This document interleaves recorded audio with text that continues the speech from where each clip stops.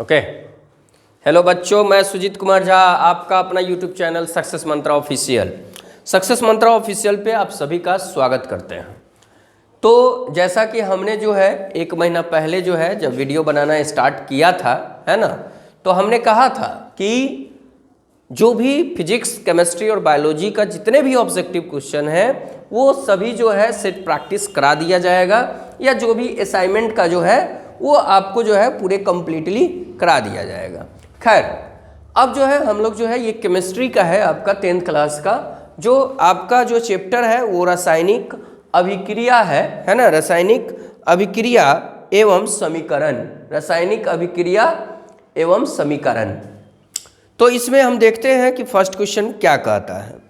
First question क्या कहता है कि अगर मैंने ये चीज़ें जो है आपका इक्वेशन है ना, समीकरण है, तो उस पर दी गई रासायनिक अभिक्रिया किस प्रकार की है।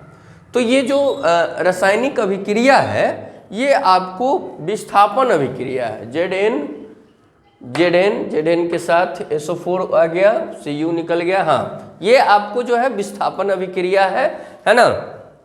एक होता है विस्थापन और एक होता है द्विविस्थापन।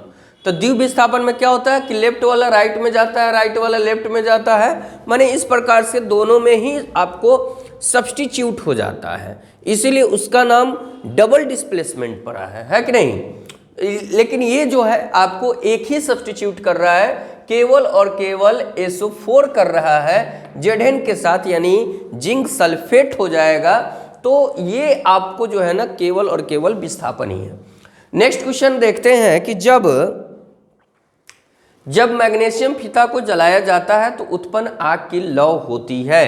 तो ये आपको जो है जब जलाया जाता है तो इसमें जो है ना श्वेत प्रकार का, या आप कह सकते हैं कि उजला रंग टाइप का जो है आपको है, माने ये आपको उत्पन्न होता है लौ, तो चमकीला उजला लिख सकते हैं, ऑप्शन सी।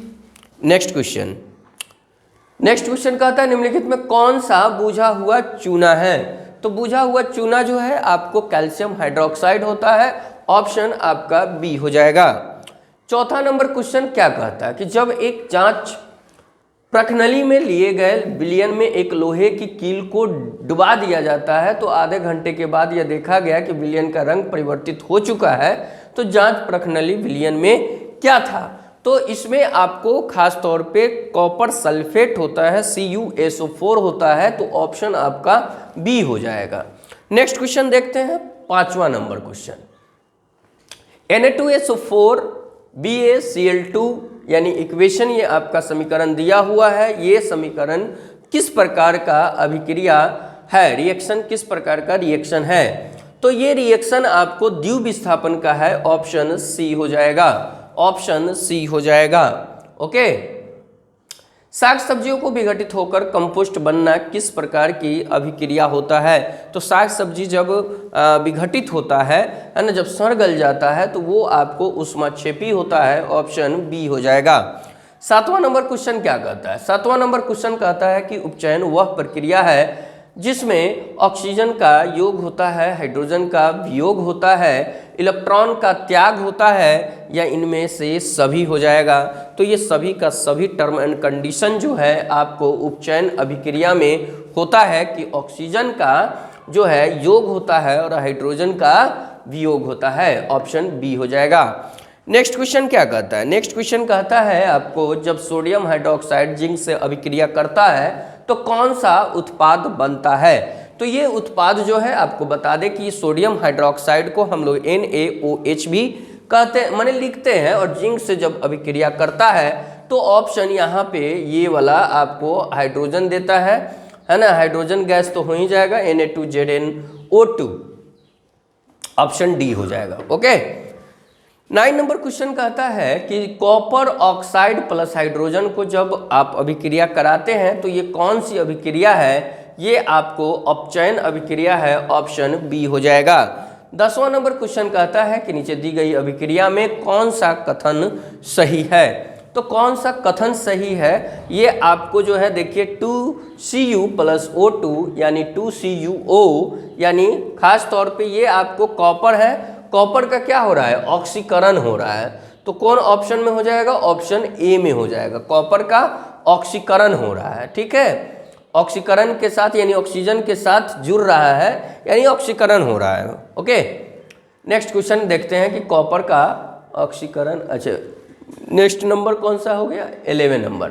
निम्नलिखित में कौन सा उत्पाद जो है लेड नाइट्रेट को गर्म करने पर प्राप्त होता है? तो लेड नाइट्रेट यानी लेड माने क्या होता है, सीसा, है ना। तो कौन सा उत्पाद जो है लेड नाइट्रेट को जो है गर्म करने पर प्राप्त होता है? तो इसमें ऑप्शन डी हो जाएगा, NO2 और O2। ओके, लाल तप्त आयरन पर जलवाष्प प्रवाहित करने पर कौन सा यौगिक प्राप्त होता है? तो ये आपको जो है ना फेरस ऑक्साइड यानी कि आप लिख सकते हैं Fe2O3 यानी आपको ऑप्शन बी हो जाएगा। सिल्वर क्लोराइड का रंग क्या होता है? तो सिल्वर क्लोराइड का मतलब क्या होता है कि AgCl होता है, तो इसका रंग क्या होगा, हरा होगा, ऑप्शन सी हो जाएगा। सिल्वर क्लोराइड का रंग जो होता है वो हरा होता है। क्लियर। नेक्स्ट क्वेश्चन देखते हैं, फेरस सल्फेट क्रिस्टल का रंग होता है, तो फेरस सल्फेट का भी आपको इसमें ग्रीन ही होगा, ऑप्शन बी हो जाएगा। 15 नंबर क्वेश्चन कहता है कि नाइट्रोजन डाइऑक्साइड के धुएं का रंग होता है, तो धुएं का रंग भूरा होता है, ऑप्शन ए जो है इसको लिख दीजिएगा, option A. Okay, 16 number question जो है, अच्छा ये किसका क्वेश्चन था भाई, 15 नंबर का। 16 नंबर क्वेश्चन ये इसको थोड़ा सा इंपॉर्टेंट कर लीजिए, है ना, इसको डबल स्टार लगा लीजिए। ऐसे क्वेश्चन खास तौर पे बिहार बोर्ड का फेवरेट क्वेश्चन होता है। तो श्वसन किस प्रकार की रासायनिक अभिक्रिया है? तो श्वसन सबको ही जानता है कि ऊष्माक्षेपी अभिक्रिया है, तो ऑप्शन जो है हो जाएगा सी। ओके, 17 नंबर क्वेश्चन क्या कहता है? 17 नंबर क्वेश्चन कहता है कि निम्नलिखित में कौन सही है? तो निम्नलिखित में कौन सही है? तो Na2CO3 10H2O, है ना, ये वाला सही है आपको, सोडियम कार्बोनेट का नहीं, Na2CO3 इंटू 10H2O, हाँ 10H2O होता है, तो ऑप्शन बी वाला सही है। 18 नंबर क्वेश्चन क्या कहता है? 18 नंबर क्वेश्चन कहता है कि समीकरण जो दिया गया हुआ है वो किस प्रकार का समीकरण है? तो ये समीकरण आपको जो दिया गया हुआ है, एक पूरे में से 2 गो टूट रहा है, इसका मतलब वियोजन हो रहा है, तो आपका ऑप्शन ए हो जाएगा। ठीक है। 19 नंबर क्वेश्चन क्या कहता है? रासायनिक अभिक्रिया को व्यक्त किया जाता है, तो रासायनिक अभिक्रिया को किस में व्यक्त किया जाता है? समीकरण के द्वारा, तो आपका ऑप्शन कौन हो जाएगा? सी हो जाएगा। लास्ट क्वेश्चन 20वां नंबर क्वेश्चन कहता है कि आपको समीकरण के बाएं और दाएं दोनों और प्रत्येक प्रकार के परमाणुओं की संख्या अगर समान हो तो वो समीकरण क्या कहलाएगा? तो वो संतुलित समीकरण कहलाता है। ठीक है, इस क्वेश्चन को भी आप थोड़ा सा माने आप इन सभी क्वेश्चनों को आप स्क्रीनशॉट ले लीजिएगा ताकि आपको रिवीजन करने में दिक्कत ना हो सके, है ना। अगर आप सभी कोई देख रहे हैं तो चैनल को सब्सक्राइब कीजिए, शेयर कीजिए, बेल आइकन को भी दबाइए ताकि सबसे पहला नोटिफिकेशन आपके पास पहुंचे, और साथ ही साथ आप अपने फ्रेंडों में भी जो है कहीं ना कहीं शेयर करते रहिए, है ना, ताकि आपका शेयर ही और आपका लाइक, आपका कमेंट ही हम लोग को मोटिवेट करता है वीडियो बनाने के लिए। तो चलिए, थैंक यू सो मच।